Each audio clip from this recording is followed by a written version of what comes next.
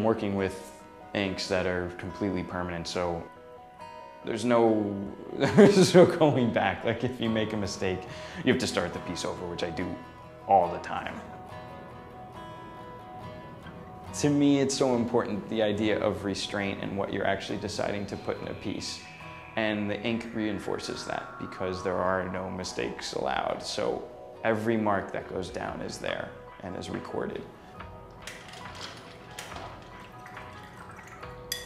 I like the fact that they are really realistic and kind of sharply done, but if you get close to them, you can see all the work. It's not, you can see every brush stroke and what happened.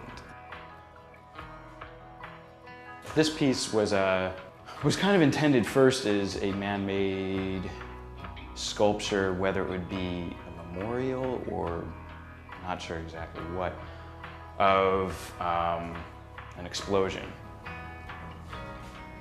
We do kind of glorify war anyway, so if our war memorials were the actual brutal explosion itself, blasting into the landscape, you know, and it being this, I wanted it to be pink from the beginning. I knew that because pink is it's a pretty active color, but it's loaded, like it's whimsical, but at the same time, like it's flesh. And then I also want to set it in like a very American landscape, and the pronghorns that are in front are a uniquely American species.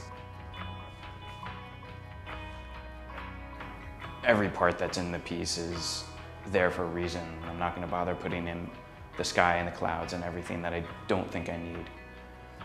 The viewer's smart enough to fill all that in, and I think that when you only include the elements that you want, it helps focus what you actually have in that piece.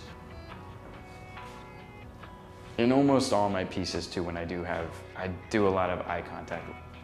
I think it's really interesting to kind of have that interaction. As soon as you're making eye contact with someone, it makes this different. If they weren't making eye contact with you, I think it would maybe be bordering on a diorama that would be in the Museum of Natural History. But then if you're forced to be looking right at them, it just makes you confront it. And a lot of the portraits and the, I guess I call them portraits. It's sort of a Freudian slip, but probably really appropriate. Images of animals that I've done. They're really looking right at you. So you have to confront this animal as an individual instead of an archetype. And I think that really makes you look at yourself. You know, where are we fitting in? I went to school originally for bio. I thought I was gonna be a marine biologist, and I didn't. I switched out pretty early on, actually, into art.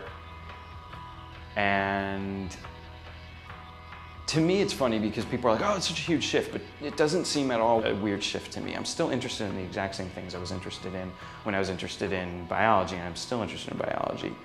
And it's just a different way of exploring those same things.